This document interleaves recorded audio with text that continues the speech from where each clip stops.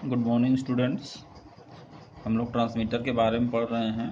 अभी तक हम लोगों ने एएम ट्रांसमीटर के बारे में पढ़ा। एएम ट्रांसमीटर में दो प्रकार थे, हाई लेवल एएम ट्रांसमीटर और लो लेवल एएम ट्रांसमीटर। दोनों के ब्लॉक डायग्राम, वर्किंग प्रिंसिपल के बारे में हम लोगों ने अध्ययन कर लिया है। आज हम लोग एफएम ट्रांसमीटर की बात करेंगे। एफएम ट्रांसमीटर वो ट्रांसमीटर होता है जो एफएम सिग्नल्स को ट्रांसमिट करता है।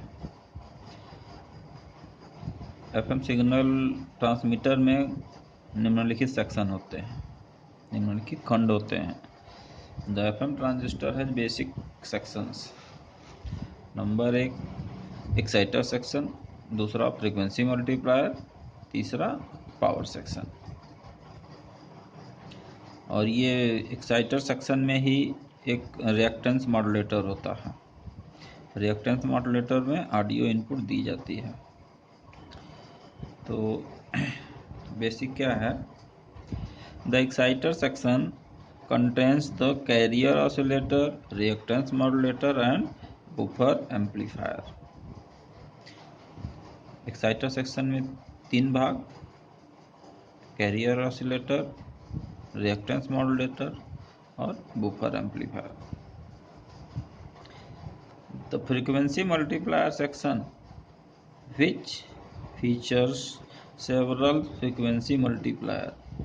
ये फ्रीक्वेंसी मल्टीप्लायर सेक्शन में फ्रीक्वेंसी मल्टीपल किया जाता है, अर्थात फ्रीक्वेंसी को बढ़ाई जाती है। इसके बारे में आगे हम लोग देखेंगे कि किससे फ्रीक्वेंसी को मल्टीप्लाई किया जा सकता है या बढ़ाया जा सकता है। उसको फ्रीक्वेंसी डबलर भी कहते हैं। तीसरा the power output section. This is the power output section which include the low level power amplifier, the final power amplifier and the impedance matching network to properly load the power section with the antenna impedance। इस power section को finally power का amplification किया जाता है और इसमें antenna का input होता है जो एंटीना के इम्पीडेंस को भी मैच करता है। The essential function of each circuit in the FM transmitter में be describe as follows.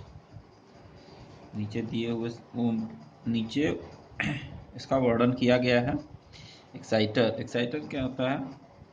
The function of the carrier oscillator to generate a stable sine wave signal at the rest frequency when no modulation is applied। जब modulation का application नहीं होता, मतलब जब modulation को apply नहीं किया जा सकता, तब कैरियर ऑसिलेटर जहाँ से जनरेट होता है, तब कैरियर ऑसिलेटर साइन वेव में जनरेट होता है, वो सेक्शन एक्साइटर सेक्शन कहलाता है। दूसरा, the buffer amplifier acts as a constant high impedance load on the oscillator to help stabilize the oscillator frequency। The buffer amplifier may have small gain। buffer amplifier का जो gain होता है कम होता है। Third, the modulator act change the carrier oscillator frequency by application of the message signal।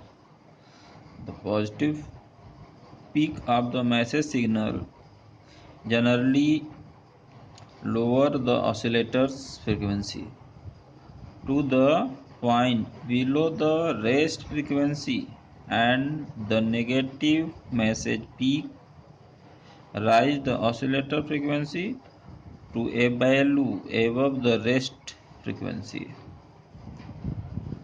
The greater the peak to peak message signal, the greater peak to peak message signal, the large the oscillator deviation।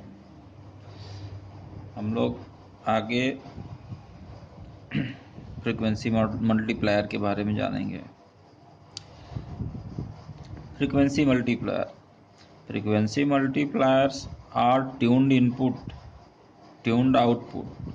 RF amplifier in which the output resonant circuit is tuned to a multiple of the input frequency. Common frequency multiplies are 2x, 3x, 4x multiplication. Frequency multiplier जो होता है वो एक parallel tuned circuit इसमें प्रयोग किया जाता है.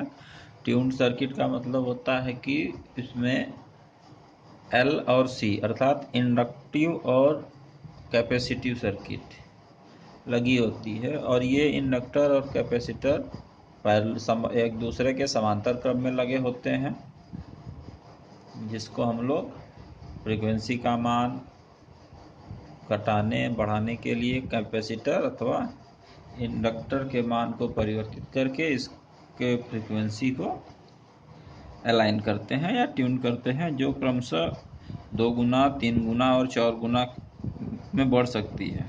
इसको 5 गुना तक भी बढ़ाया जा सकता है.